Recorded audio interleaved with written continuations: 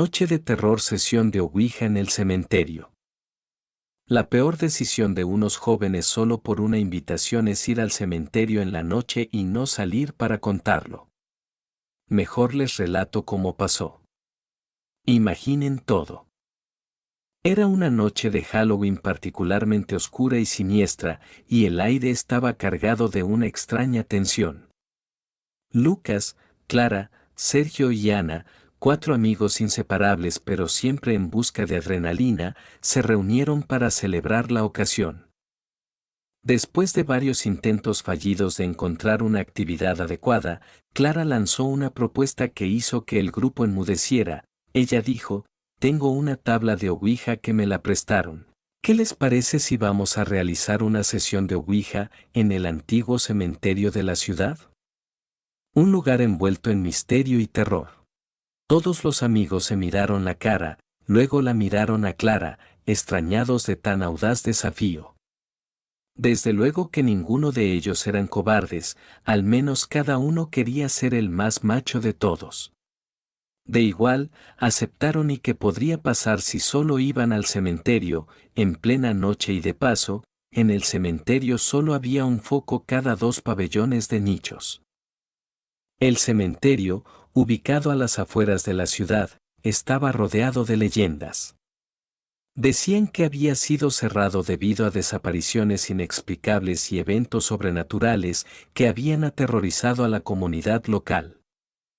La idea de pasar una noche allí, rodeados de tumbas y mausoleos, hizo que algunos de los amigos se sintieran incómodos, pero la emoción del desafío y el deseo de probar su valentía los impulsaron a seguir adelante. Clara se fue a su casa a ver la tabla de Ouija y se fue a reunir con sus amigos. El grupo llegó al cementerio cuando el cielo ya estaba negro y de paso sin luna.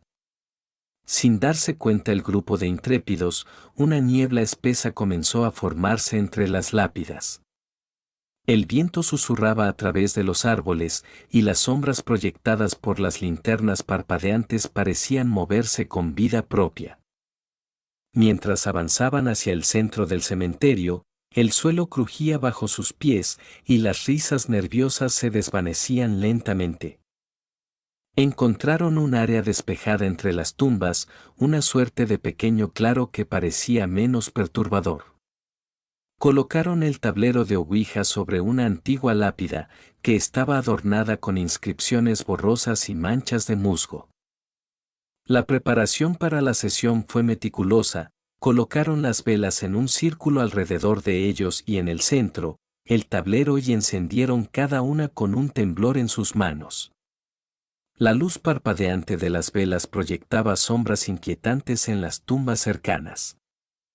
Sentados dentro del círculo de velas y alrededor del tablero, los amigos se tomaron de las manos y comenzaron a hacer preguntas en voz alta, aunque el tono de broma en sus voces se desvaneció a medida que la atmósfera se volvía más tensa.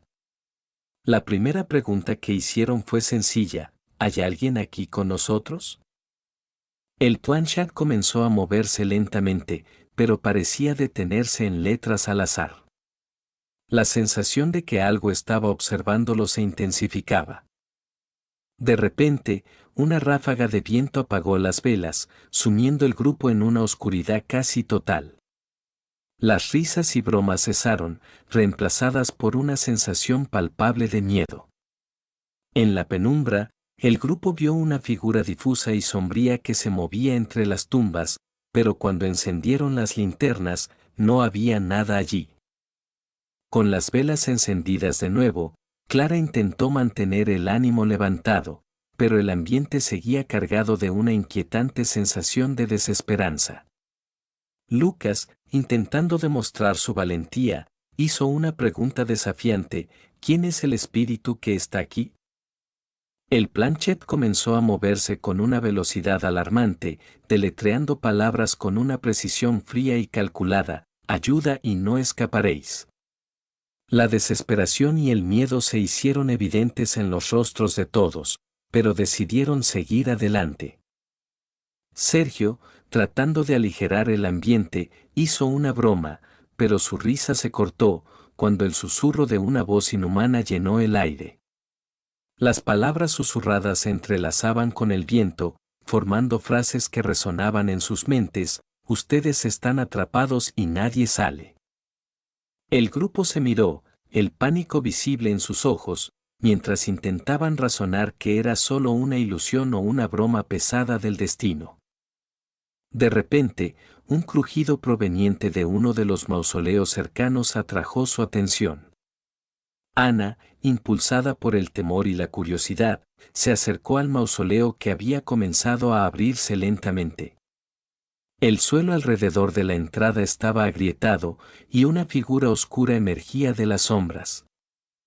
Clara, tratando de llamar a Ana de vuelta, fue sorprendida por una mano espectral que surgió del suelo, atrapándola por el tobillo. Clara gritó desesperada mientras la mano la arrastraba hacia el mausoleo. Clara desapareció en la oscuridad del mausoleo. Ana apareció toda asustada y se unió al grupo, y al darse cuenta que Clara no estaba, preguntó: ¿dónde está Clara?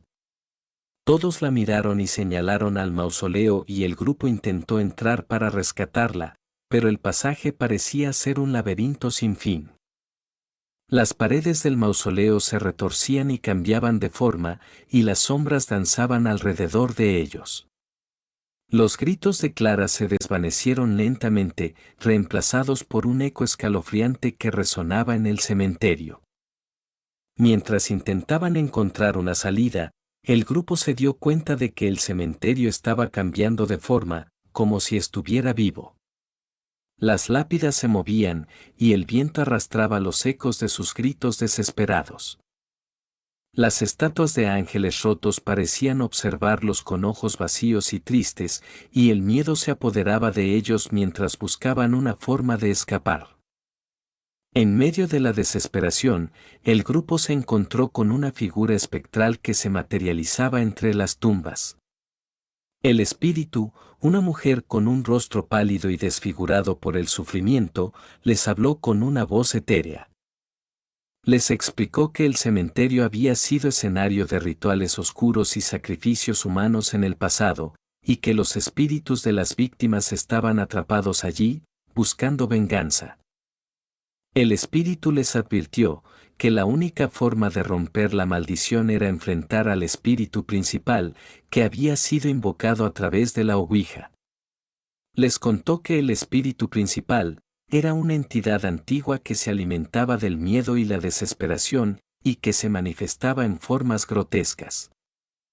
La advertencia fue acompañada por una ráfaga de viento helado que dejó a los amigos temblando de frío. Para eso Ana, enfrascada en la búsqueda de Clara, encontró un viejo diario, metido en un hueco de un nicho.